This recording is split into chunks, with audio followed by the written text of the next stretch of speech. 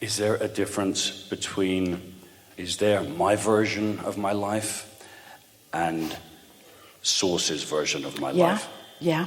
As long as you're in your physical body, you will never appreciate yourself like Source does.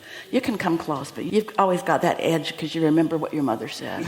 It's hard to get over that. You wore that yellow jacket.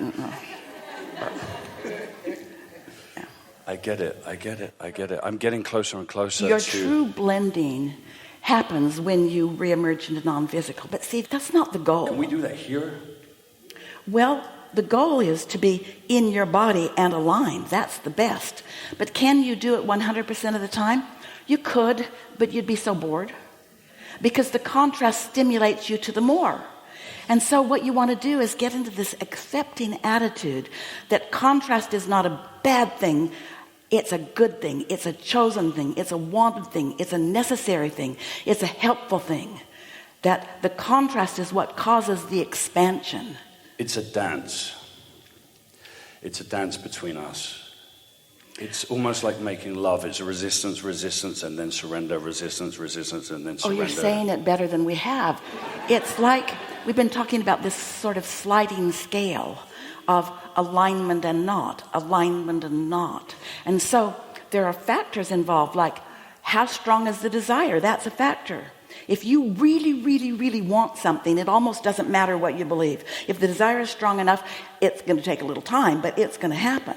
If your resistance is really strong and you don't have any desire, then that resistance is going to be the way that it comes. For most of you, it's that you want it, but you want it, but you want it, but you want it, but you want it, but you want it, but you want it, but. So you don't understand the law of attraction's response to you because you go this way and this way and this way and this way and this way. So you don't see strong, fast enough, obvious enough evidence.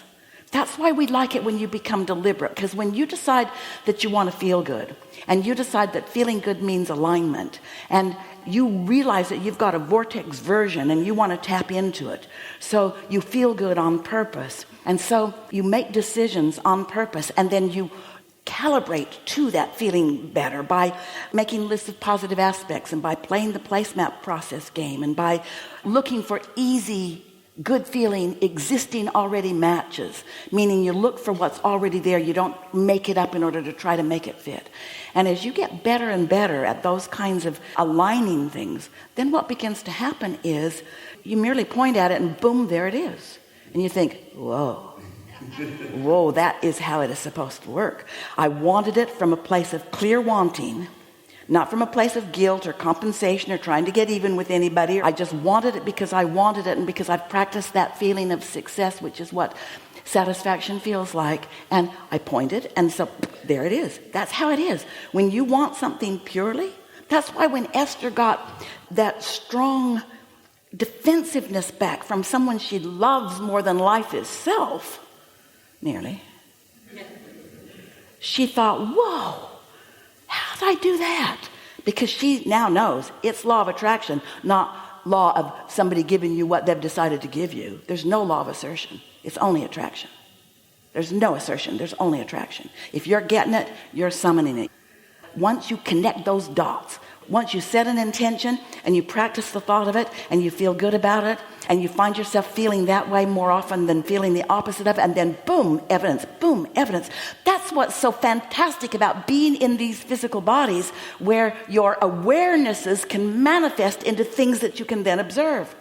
You live in this environment where you can interpret what's vibrationally in your atmosphere through seeing and hearing and smelling and tasting and touching, but it has to be a really strong signal before that translation can even begin to take place. And that's what you all signed on for. You said, I'll go, I'll sift and sort, I'll define and I'll decide, and then we come along to remind you, and I'll calibrate until I'm good, until I'm better at thinking about what I want than noticing its absence. And once you get the gist of this and you start doing it on purpose, then anything that happens, wanted or not, when Esther got that reaction back, she thought, man, I did that. I know I did that because the law says I did.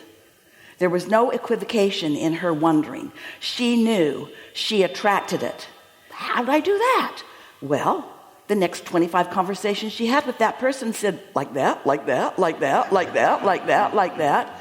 Your opinions often attract from people, places, environments, things that you do not want. Abraham, you just gave me so much clarity. When I was a kid, I thought that my father had abandoned me, and that's why I wanted to be loved and famous and rich. And then I got that, but it was from the void. It was from lack. And then It's not enough, isn't it? You can't fill the void with wasn't anything enough. else. It was you can never only fill enough. the void with alignment, right? It was never enough. It was never enough. And then I lost it all, and then I got simple, and I fell in love with myself. Would you say the Lord's Prayer to us again? Just start it. Our Father. Yeah, I know. That's exactly what I just realized. Yeah.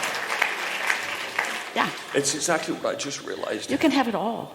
Yeah. You can have it all. You can have fame and fortune and alignment. That's what you came for. You can have it all. Yeah. Because this business of sacrifice is the same business as putting the canoe in upstream. Proving, defending, justifying, sacrificing. And you're out on the bleeding edge with that because your inner being is not helping you at all. You're rowing that boat alone. It's really exhausting. Yes, it is. Yes, it is. Good? I'm good. Really good. Thank you. I love you. I love you. Very good. Very good.